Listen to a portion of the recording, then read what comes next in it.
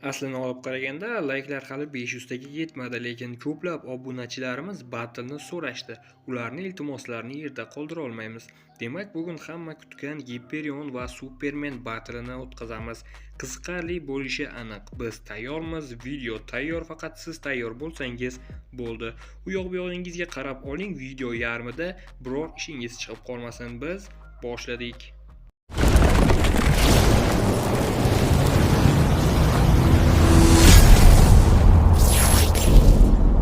Ikkala personaj bir-biriga o'xshash bo'lgani uchun ularni taqqoslash juda ham qiyin. Ustiga ustak Hyperion hali filmlarda chiqish qilmagan. Shu sabab ularni taqqoslash ancha qiyin bo'ladi. Agar siz Hyperion haqidagi bundan oldingi videoni ko'rmagan bo'lsangiz, videoni shu joyda to'xtating va avval Hyperion haqida bilib olish uchun kanalga o'tib, u haqidagi videoni ko'rib keling. Personajlarni 5 ta yo'nalish bo'yicha taqqoslab chiqamiz. Kuch, chidamlilik, qobiliyatlar, tezlik hamda regeneratsiya. Battle'larda Supermanni filmdan, raqibini esa komiksdan olib taqqoslashimni ko'pchilik xato degani uchun imkon qadar ikkalasi bir-biriga yaqin bo'lgan va asosiy personajlarni taqqoslaymiz. Kuch.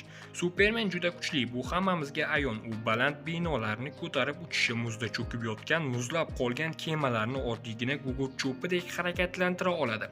Ha do'stlar, shu qadar yengil bu ishlar Superman uchun. Komikslarda Superman bir qarsak yordamida yerni parchalab yuboradi deyilgan, ammo bu Hyperionga ta'sir qilmaydi. Navbatida Hyperion ham anchagina ishlarni ko'rsatib qo'ygan va hattoki Mjolnir yo'nalishini ham o'zgartira olgan. Bilamizki, Mjolnirni ko'tarish u yoqda tursin, uni qimirlatib ham bo'lmaydi.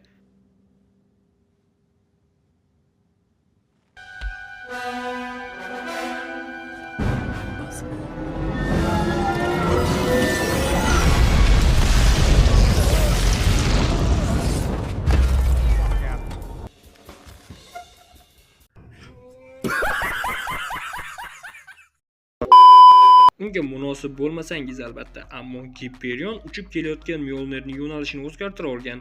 To'g'ri, bu ko'tarish degani emas, ammo katta natija. Bir filmda hattoki Superman oyni joyidan surib, sun'iy quyosh tutilishini yuzaga keltirgan. Tasavvur qilish qiyin. Shunchaki o'ylab ko'ring, igna yordamida yostiqni joyidan siljita olasizmi?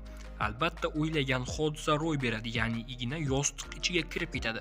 Superman bilan ham shunday bo'lishi kerak edi, ya'ni agarda uni surishga kuchi yetgan taqdirda ham oyni teshib kirib ketishi kerak edi. Mayli nima bo'lganda ham Supermanda kuch borasida yetarlicha ustunlik bor deb o'ylayman. Qattiq jang bo'lishi aniq. Xuddiki zombi kapitan Marvel hamda Ikaris jangi kabi bir-birini yenga olmaydigan o'ta kuchli personajlar jangi.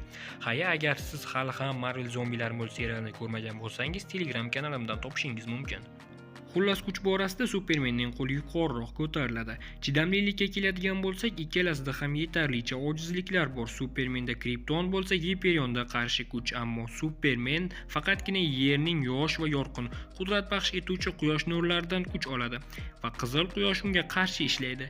Hyperionda esa aksincha, u qaysi quyoshdan bo'lsa ham kuch olaveradi, chunki yozuvchilar uyushmasi Supermandan nisbatan kuchliroq va kamchiliklari bartaraf etilgan holda yangi qahramon yaratishmoqchi edi.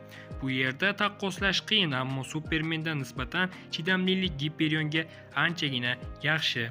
Sababi Supermanga sehr kuchi ham ta'sir qiladi. Agar bitta qurol deylik Mjolnir bilan unga qarshi chiqilsa, Mjolnirni Superman balki ko'tara olar, balki yo'q. Chaqmoqlar ham o'z navbatida ta'sir qilmaydi, ammo unda Odinning sehri bor. Demak, Superman Mjolnirni har bir tomonini yengib kelgan taqdirda ham, ammo oxirida sehrga kelganda to'xtaydi. Hyperionda esa bunday ojizlik yo'q. Shu sabab Superman oxir oqibatda baribir chiday olmaydi. Sehr uni zaiflashtiradi. Hyperion esa bu borada ustunlik qiladi. Qobiliyatlar. Ularda ikkalasida ham yetarlicha qobiliyatlar bor va deyarli bir xil. Xo'sh, unda nima qilamiz? Lazerlar ikkalasida ham bor. Super kuch, uchish, tezlik har birida mavjud. Shu sabab cho'zib o'tirmaymiz va bu yerda durang qayd etamiz. Tezlikka keladigan bo'lsak, Superman Flash kabi tez harakatlana oladi, ammo filmda unday emas. Filmda taxminan tovush tezligidan yuqori harakat qila oladi. Hyperionchi, u ham aynan shunday harakat qiladi, ammo komikslarda nega Superman filmdan, Hyperion komiksdan olib taqqoslanishi kerak? Agarda Supermanning oldingi chiqarilgan filmiga nazar solsak, ancha oldin chiqarilgan Superman filmiga, U yerda Superman yer atrofida harakatlanib, yorug'lik tezligidan yuqori natijaga erishgan. Superman filmlarini o'zida ham Giperion damini beryapti. Bu yerda aniq Superman yorug'lik tezligida, Giperion esa tovush tezligida, balki sal tezroq harakat qiladi. Bilamizki, yorug'lik tezligi tovush tezligidan anchagina baland. Agar hali ham bu haqida bilmagan bo'lsangiz, maktabda yoki yaqin tanishlaringizdan so'rab olishingiz mumkin. Aldamayapman, yorug'lik tezligi anchagina yuqori. Generatsiya bu albatta Supermanning ojiz nuqtasi. Sababi agar jang kech tushganda bo'lsa, tamom, quyoshga chiqish kerak, yana qaytib tiklanib yerga qaytib kelish kerak. To'g'ri, bu muammo emas, ammo bir ma'lum miqdorda vaqtni oladi. Giperion esa regeneratsiya ancha yuqori va u hech qayerga chiqishi shart emas. Shu sabab Superman muxlislaridan uzr so'rayman va bu borada ballni Giperionga beraman. Xo'sh, endi ballarni hisoblab ko'rsak, hisob 3-3. Tushunmadim, bunday bo'lishi mumkin emas. Durang hisobni qayta ko'rib chiqamiz. Hech qayerga ketib qolmang, komikslarni varaqlab kelaman.